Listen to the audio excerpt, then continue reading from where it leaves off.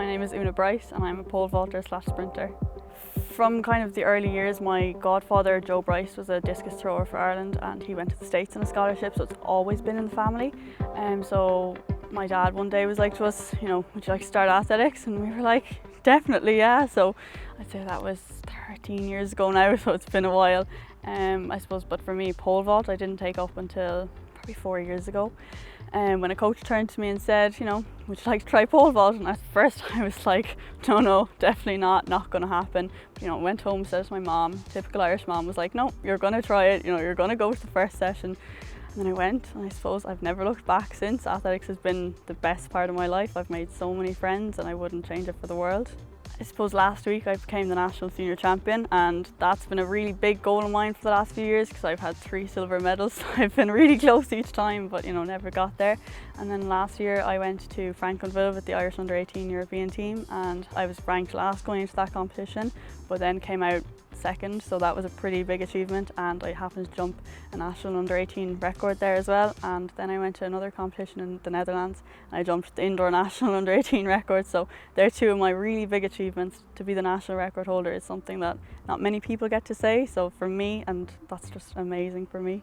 I suppose sprinting, it complements pole vault obviously, because your run up you have to be strong and powerful, so then if you're in a 200-metre race you've got the endurance there for the long competitions that could be on your own in pole vault, or like spend hours out there doing jump after jump, trying to beat the person, like trying to win. So they complement each other in the fact that you need speed and you need endurance for both of them. So I suppose going into the event, you have to be really mentally strong. Like, it's a mental event as much as a physical event, because you're standing at the back of a run up looking at this really high bar, and you just have to kind of go, okay, I'm going to run and I'm going to see if I can get over this bar.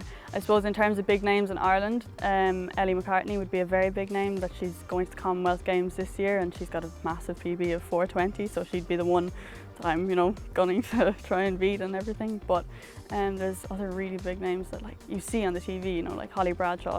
I've been lucky enough to train with her and see how her coach runs things over the years, and it's really it's a big event that you have to kind of know the people in the event too. You kind of have to make your connections around the place. And I suppose after the competition, the bar will always win. That's the reality in pole vault. The bar will always win unless you walk away standing and leave the bar standing there. The bar will always win at the end of the day. So it's kind of accept the fact that, yeah, okay, I'm coming out to try and jump a certain height, but sometimes that doesn't go as planned, or sometimes the weather can be bad, and especially if it's windy. It was a bit scary, but that's when your mental attitude comes into it. Like, how strong can you actually be in the thing? And it's whoever's the strongest and willing to go the furthest on the day will win, essentially. When we were born, we had twin-to-twin transfusion syndrome, which is very rare but only happens in identical twins. So the placenta goes wrong and one twin will get all the nutrients and everything, and then the other twin will get virtually nothing. And unfortunately, I was the twin that got virtually nothing. I immediately received blood transfusions after I was born to try and save my life, which thankfully they did. And so I suppose for our whole lives it's been a big thing, blood transfusions and how important they are. And then a few years ago, when I got selected for my first Irish team, there was a tweet that went out, thanking the blood donors, and I suppose we'll forever be grateful to them. So for us, it's a big thing that we encourage the next generation, because it's our generation that'll be the next generation that are going to donate. There's all the other people, but if our generation don't keep doing it, then it will run out, and it's the only, I suppose, gift of life that another human can give to another human, and we've always been really grateful for that. And I'll never be able to repay my thanks to them because they saved my life. And I suppose for me, I wouldn't be an international athlete if it wasn't for them. So it's just kind of saying thank you to them all the time. And Eva's birthday present to me when we turned 18 was she was going to donate blood, and that's always been the thing. So it was lovely for it to come into play and kind of see that happening. It's very emotional, but when it happened, it was lovely.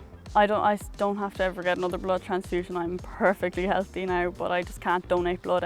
Anyone who's received blood transfusions in their life, they're not allowed, and I'm not really sure why, but we're just not allowed.